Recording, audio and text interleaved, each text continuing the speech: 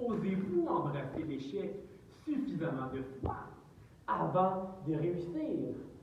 Levez la main si vous avez déjà échoué. et levez votre autre main si vous avez déjà embrassé quelqu'un.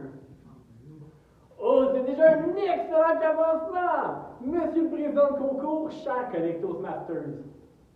Aujourd'hui, je vais vous parler d'une anecdote qui m'est arrivée il y a quelques mois seulement. Mon tout premier tête-à-tête romantique. Et ce soir-là, tout enthousiaste, je vais à la rencontre de mon rendez-vous galant. Je ne possédais pas de voiture, alors j'ai décidé d'en emprunter une. Je voulais faire une excellente première impression. Et j'arrive à destination, fièrement, au volant de la fabuleuse Dodge Grand Caravan à ma maman. J'ai entendu la portière de l'auto s'ouvrir. J'étais sans mots. Elle était d'une beauté éblouissante. Ses cheveux brun clair étaient soigneusement bouclés et dégageaient un parfum suave à chacun de ses mouvements de tête. En plus, nous possédions le même rêve de fonder notre entreprise. Ça y est, à 17 ans, j'ai rencontré la femme de ma vie. Lors de notre second rendez-vous, j'arrive avec confiance. Nous sommes confortablement assis sur le canapé, blottis l'un sur l'autre, nous écoutons un film pour enfants. Je parle bien évidemment de 50 nuances de gris. Tout en douceur, je prends sa main. D'un geste-là, nous entrecroisons nos doigts ensemble. Je plonge dans son regard brun noisette. Et doucement, nos lèvres se rapprochent, comme si elles étaient aimantées, jusqu'à ce qu'elle se touche. C'est un moment sublime, extraordinaire et parfait. Je me sentais si léger que j'avais l'impression de flotter sur les ailes d'un papillon. Le lendemain matin, dring, dring, dring, elle m'appelle. Bonjour. Et c'est là qu'elle me dit: je suis désolée, mais ça n'a pas fonctionné entre nous. J'étais sous le choc, je comprenais pas, alors j'ai demandé, mais pourquoi? Et c'est là qu'elle me répondit avec une toute petite voix. Eh bien, je m'en rappelle pas très bien, hein? Moi qui croyais qu'avec ces belles lèvres, le travail se ferait tout seul. En y repensant, ce n'était peut-être pas ma meilleure idée, lors du baiser, de garder mes yeux grands ouverts.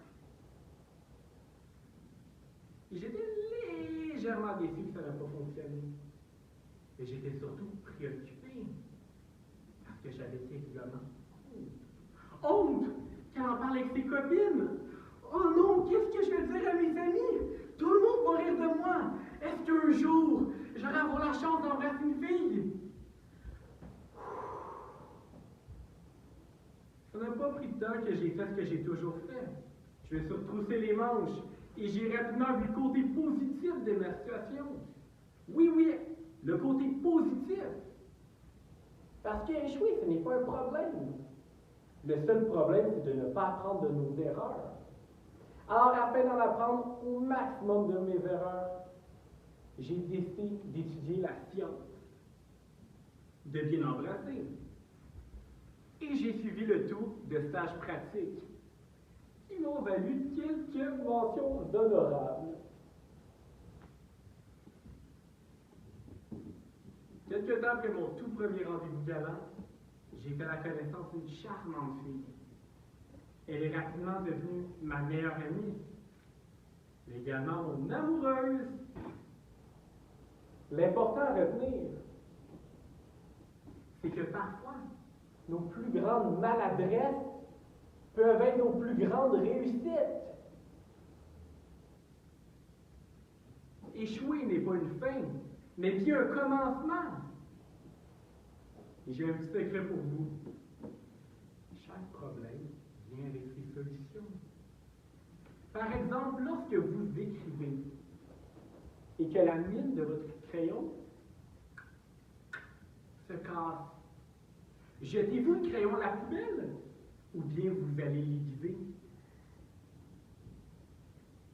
C'est la même chose dans la vie. À force d'additionner nos erreurs, le résultat devient une réussite. Tout comme un bébé qui tombe inlassablement lorsqu'il apprend à marcher. Si l'on veut progresser, il est crucial d'échouer. Et ça, peu importe qu'on est. Il suffit sinon de penser à l'exploration spatiale. Il aura fallu les hommes les plus intelligents aux 4 coins du monde, ainsi que 36 missions spatiales, avant que le premier homme marche sur la surface de la Lune. 36 tentatives, des milliards de dollars et des vies humaines. 36 missions avant que Neil Armstrong marche sur un gros caillou. Alors je vous pose la question. Embrassez-vous l'échec suffisamment de fois avant de réussir? Monsieur le Président,